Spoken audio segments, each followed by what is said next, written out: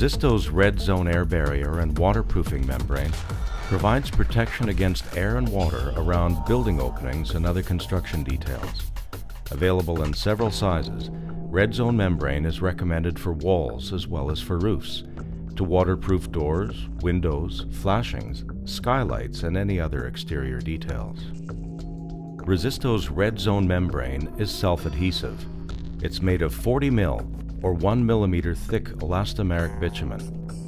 The non-adhesive surface is made of a woven tri-laminated polyethylene. This membrane can withstand UV exposure, but must be covered within 90 days of installation. It's self-sealing around screws, nails, and staples, and maintains its flexibility even at low temperatures.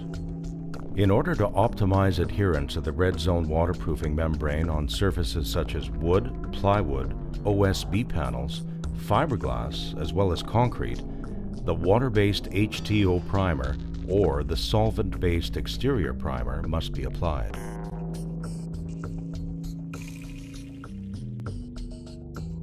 Installation of the Red Zone membrane is carried out in the same way for window and door openings.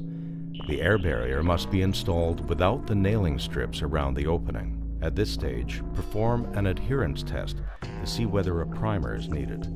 Always test in a small surface area and let the primer dry completely to confirm compatibility. Starting at the bottom of the opening, make a horizontal incision in the air barrier to insert the Red Zone interior corners. Use staples or roofing nails to fasten it to the support. Next, fold the air barrier back toward the interior of the opening, except for the upper part. Measure the width of the opening and add about 8 inches. Use this measurement on a strip of Red Zone membrane and cut with an all-purpose knife. Starting at the bottom of the opening, stick the lower half of the first strip of membrane to the wall. Make sure there's enough membrane over the top of the sill to cover the entire width of the opening. Pull the protective film partially from the self-adhesive membrane and adhere it to the substrate. Smooth it with your hand or a float and gradually pull back the rest of the film. This allows for an easier installation of the membrane. With the all-purpose knife, make vertical incisions on both sides of the membrane and pull away the excess parts toward the inner part of the opening. On each membrane strip, press your hand or float against it. Then use a roller on the wall surface as well as on the interior of the opening. Continue installation by cutting the air barrier above the header at an angle of 45 degrees at each side. Lift the air barrier and attach it for the time being. Now install the window. For standard windows, add another small strip to cover the bottom of the opening. If the window has side nail molding, this additional strip is optional. At this stage, it's important not to block the weep holes below the window frame. Perforate the membrane at the openings with the all-purpose knife and make sure water will be allowed to drain. Apply a strip of membrane to each side of the window. These strips must be completely adhered to the wall surface as well as to the side of the window. Make sure that the part of the membrane that's folded back onto the side of the window doesn't go past the molding of the finished exterior. Also be sure that the membrane is not in contact with the caulking, which will be applied later. Apply a strip of Red Zone membrane below the air barrier to cover the upper part of the opening. As with the side membranes, it must be adhered to the top of the window. Cut the exterior corners in order to fold them back. Pull back the air barrier and apply strips at the places where it was cut to ensure uniform coverage. A door opening is treated in the same way as for a window opening. First, clean the surface. Apply primer if necessary, making sure to test the surface beforehand for adherence and compatibility. To waterproof the inside corners at the bottom of the opening, install Red Zone corners or gussets cut to measure, depending on the surface to be treated. Pull back the air barrier toward the inside of the opening, except for the upper part. Cut the air barrier above the header at an angle of 45 degrees on each side, lift it, and attach it for the time being. apply the first strip of red zone membrane to the bottom of the opening. Now install the door. Apply a second strip beneath the threshold. Apply the vertical strips of membrane and then the strip covering the header. Fold back the air barrier and apply red zone strips to the edges at the places where the air barrier had been cut to ensure airtightness.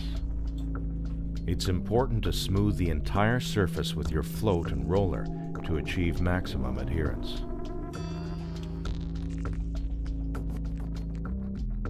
After installing the frame of a skylight, clean the surface. Apply a coat of Resisto primer to the frame as well as to the perimeter of the roofing detail. Measure the width of the skylight and add 24 inches. Using a knife, cut a strip of red zone membrane to that measure. Always begin at the bottom working up and apply the first strip of red zone membrane to the bottom of the skylight. Make sure to overlap the red zone membrane onto the upper part of the waterproofing material. Repeat with a strip to the left of the opening, then to the right side. The membrane width should be 12 to 18 inches. Using an all-purpose knife, cut 4 gussets about 1 3/4 inches wide and 4 inches long. Apply the gussets to the 4 exterior corners of the skylight opening. To facilitate installation of strips on the upstands, fold the red zone membrane to a width of about 1.5 inches and then partially pull back the protective film. Position the membrane on the frame at the bottom of the skylight. Slowly pull back the protective film using a float to adhere the membrane to the substrate. The strip must cover the frame of the skylight and overlap the horizontal surface of the roof by about 4 to 6 inches. It must also adhere perfectly to all surfaces. It's very important to achieve good adherence to the substrate using a roller. There should be an extra 4 to 6 inches on each side. Make a notch at the corners with an all-purpose blade, being careful not to perforate the gussets. Fold back and adhere the surplus. Run your hand over the membrane and follow up with a roller over the entire surface. Be sure the membrane adheres well. Use a float on the details and the hard-to-reach areas. Next, install strips of membrane to the sides. The application and finishing of the corners are done in the same way as for the bottom strip. For the top strips, apply the first strip to the vertical part of the top of the skylight. Apply a second strip of no less than 12 inches to the roof surface, completely overlapping the horizontal part of the upstand strip already installed. Now install your shingles on the bottom of the skylight. Then install the aluminum deflector at the bottom of the skylight according to the manufacturer's instructions. Apply a final strip of membrane about 9 to 12 inches wide to the top metal flashing. The lower portion of red zone membrane must overlap the flashing by a few inches. For aesthetic reasons, make sure that the membrane isn't visible in between the shingle tabs.